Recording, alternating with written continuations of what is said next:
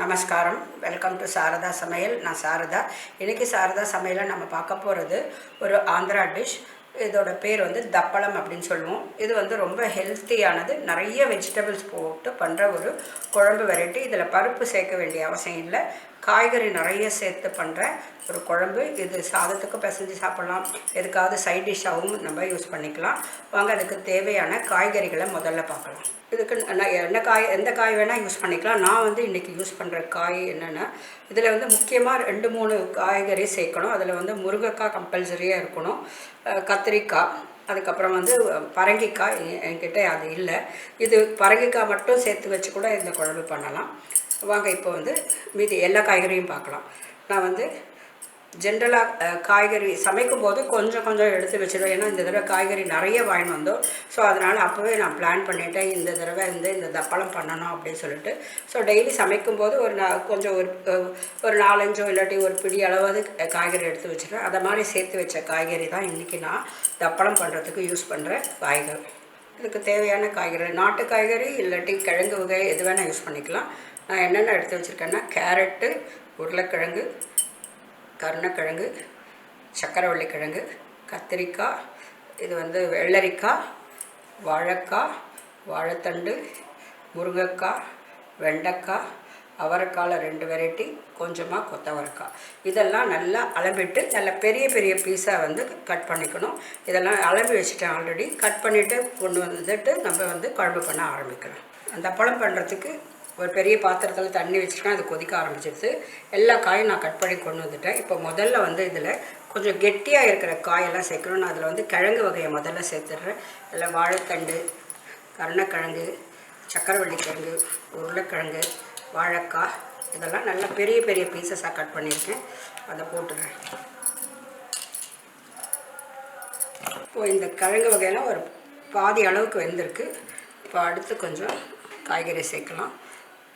முருங்கைக்காய், கொத்தவரங்காய், கேரட்,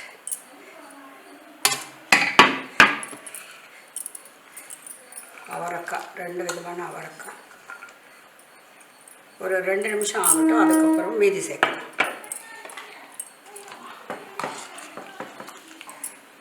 அடுத்து கத்திரிக்காய் போட்டுடலாம்.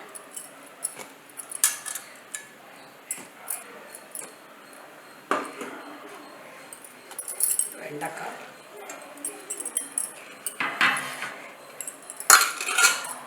வெள்ளரிக்காய். இப்போ இதெல்லாம் கொஞ்சம் கொதிச்சுட்டே இருக்குது. இந்த டைமில் நான் மஞ்சள் பொடி போட்டுட்டு ஒரு டீஸ்பூன் அளவுக்கு போட்டிருக்கேன்.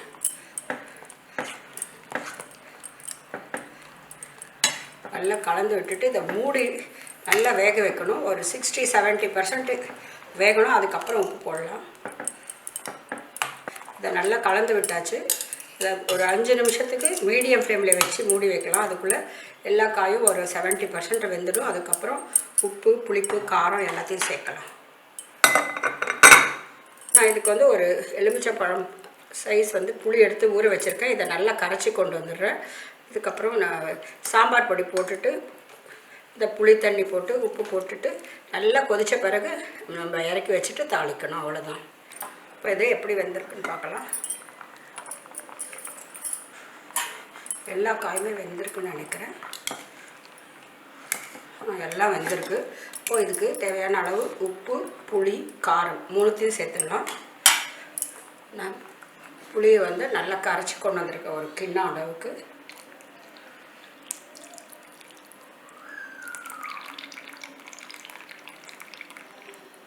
இப்போ இதுக்கு தேவையான அளவு உப்பு நான் ஒரு 2 ஸ்பூன் அளவுக்கு போடுறேன்.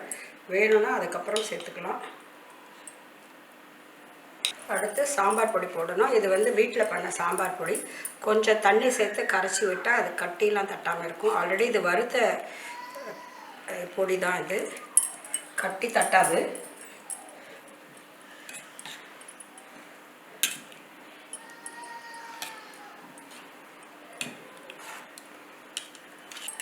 இதையும் சேர்த்துடலாம்.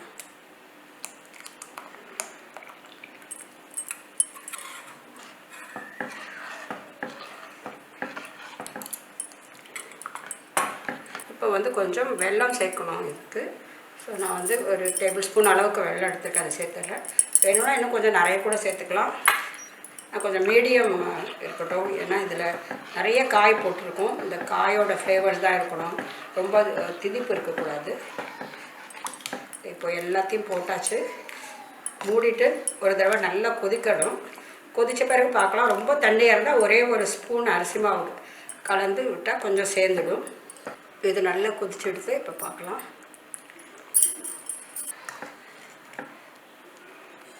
தண்ணியாக இருக்குது, ஆனாலும் வந்து இது ஓடுற மாதிரி இல்லை, நல்லா இருக்குது. இந்த கத்திரிக்காய் வெண்டைக்காய் எல்லாம் கரைஞ்சிடுது, அதனால் இது நல்லா சேர்ந்த மாதிரி இருக்குது. இது ரெடி ஆகிடுச்சு ஆல்மோஸ்ட்டு. கடைசியாக ஒரு டீஸ்பூன் அளவுக்கு வறுத்த வெந்தயம் பொடி போடணும்.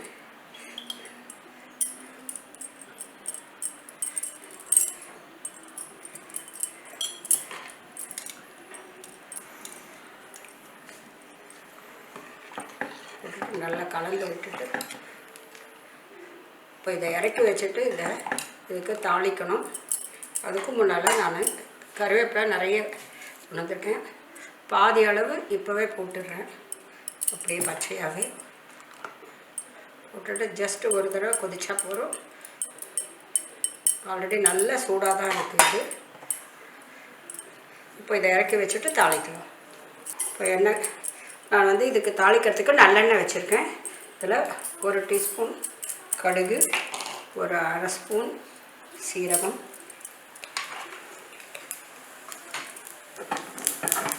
கடுகு சீரகம் வெடிக்கணும்.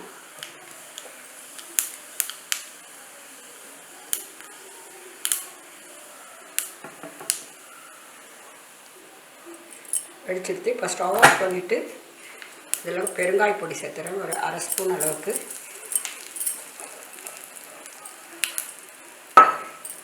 கொஞ்சம் கருவேப்பிலை,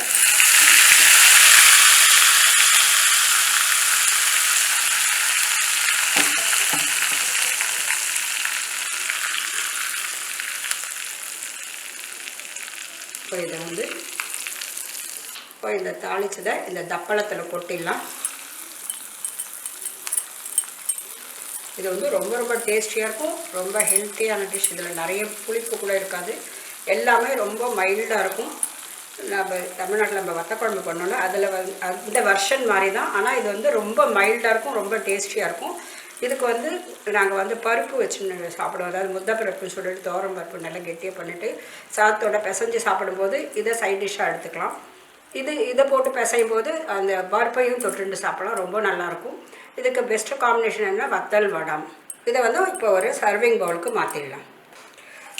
இந்த முக்கை புலுசு அப்படின்னு சொல்லுவோம் நாங்கள், தப்பளம் இல்லாட்டி இது ஒரு குழம்பு வெரைட்டி, சூப்பராக இருக்கும். நிறைய காய் போட்டு பண்ணியிருக்கோம்.